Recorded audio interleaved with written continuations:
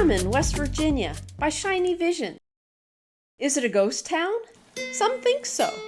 Back in its heyday, people weren't surprised to step off the train onto a dead body laying next to the tracks. It was a wild town. West Virginia. It's the home of the coal miner's daughter, Harper's Ferry, the Shenandoah Mountains, and the inspiration for that John Denver song. A warm September afternoon, we drove through this fascinating state. Completely embedded in the Appalachian Mountains, the state's steep and rocky terrain offer magnificent views. Rainfall and melting snow from high elevations stream downwards to form rapidly flowing rivers, carving their sharp paths around the jagged mountains. Our map indicated that we were close to an abandoned historic town. Of course I had to go explore it. Thurmond, West Virginia. This forgotten town used to be one of the most profitable places in the state in the early 1900s. A look at its location and you can see why. Right along the bend of the New River with railroad tracks intersecting it, Thurmond was a hub of activity and commerce. A man of modest means, Captain William Dabney Thurmond, after serving honorably in the Civil War, took land surveying jobs to help with finances. Since many were cash-strapped after the Civil War, Captain Thurmond often took payment using bartering instead of cash. In 1873, as compensation for surveying work, he accepted 73 acres of land located along the New River. For most, the terrain didn't seem desirable to own since it was just a narrow strip adjacent to the rapidly flowing river, rendering it not useful for farming nor ranching. But Captain Thurmond had other dreams for his property. From his recent land surveying experience, he noticed how the burgeoning railroad company laid their tracks along rivers and streams. He held great hopes for his town to someday be added as a stop on their route. But this dream required patience.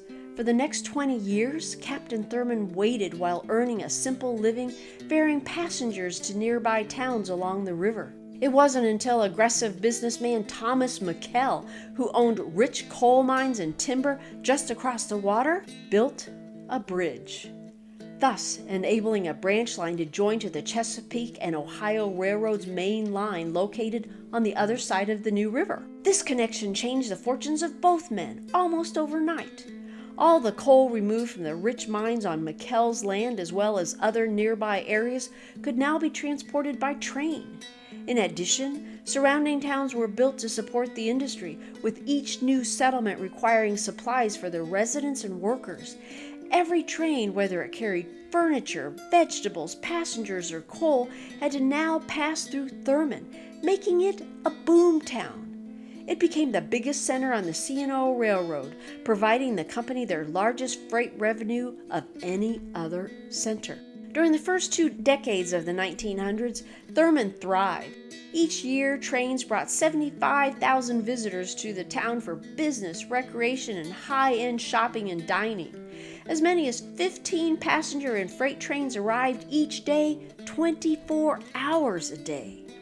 Thurmond wasn't just a mining town like other nearby towns. It was a railroad town that serviced the trains. It refueled the steam locomotive tenders with crushed coal from its coaling tower. Inside the tower, coal was pushed through roll crushers, then an elevator raised the crushed coal high enough to drop through the pulley-controlled chutes down to awaiting tenders below. The coaling tower also loaded tenders with sand that was used to spread on tracks to create greater traction when needed. Across the tracks, 2 massive towers supplied water and a nearby engine house serviced the locomotives. Take a look at how this prosperous city was laid out. Thurmond was just a narrow strip of land along the river with hardly any flat area to build on. There was a sharp drop-off into the New River on one side and the steep hillsides on the other. Its business district was built on a narrow strip of level land only feet from the railroad tracks. Note to your right off the photo is the train station. Then going left, you see the water tanks, then the business district, the Mencken drugstore, some dry goods shops and restaurants, 2 banks, and the Hotel Thurmond, which we will discuss later. The Mencken and Cox building was the oldest in the district, built in 1904. It housed a drugstore on one side and a bank on the other. Next was a dry goods store with apartments and offices occupying the top 2 floors. Farther down, adorned with stone pillars and mosaic flooring, was another bank. Though seemingly odd for a small town to have banks within yards of each other, it made sense for Thurmond. Hundreds of thousands of dollars passed through these establishments every month. Though visitors flocked to the town by the thousands, its highest population was only 462. Most residents lived in homes built in the hillside, while railroad employees rented small homes close to the tracks. Thurmond also had a schoolhouse. To help accommodate its numerous visitors who were ready to spend their paychecks in coal mine windfalls, Captain Thurmond built the Hotel Thurmond in 1901. This state-of-the-art hotel boasted 35 rooms, 7 bathrooms, 400 electric lights, steam heat, a dining hall, ballroom, pool room, bank, and a dry goods store. Its jutting front balcony came so close to the tracks that it was said that guests could reach out and touch the passing train. As tranquil as this town appeared, Thurmond had a surprising reputation as a rough and often deadly destination, much to the chagrin of its patriarch, Captain Thurmond. Captain Thurmond, you see, was a devout Baptist who banned alcohol in his town as well as any other immoral activity. However, his arch-nemesis Thomas McKell saw great money-making potential in the visitors to the area. Among other projects, he built the Dunglen Hotel just down the river and across the tracks. This massive hotel offered practically everything that Captain Thurmond banned: gambling, free-flowing liquor, dance girls, and call girls. There, fights broke out, revenge killings took place, and huge fortunes were lost and won at the poker table.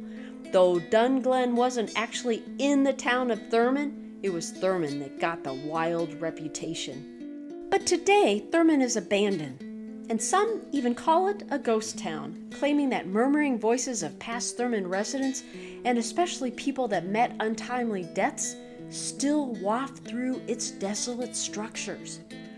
Stay tuned next week for part 2 of this adventure, where we will talk about what happened to this once bustling boomtown, and also we will see what this town looks like today. Thank you for watching, and please subscribe.